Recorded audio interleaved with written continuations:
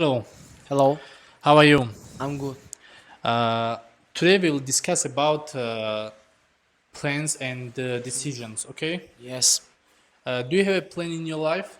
Yes, I have a lot of plan in life. Can you tell me one of your biggest and strong plan? I decided to live in abroad in the future after 2 years, after 1 years like this. I choose Germany for living in the future.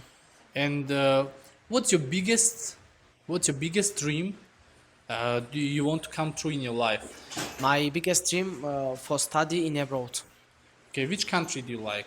I like a lot of country, but I choose Germany. Germany. Why do you specifically choose Germany?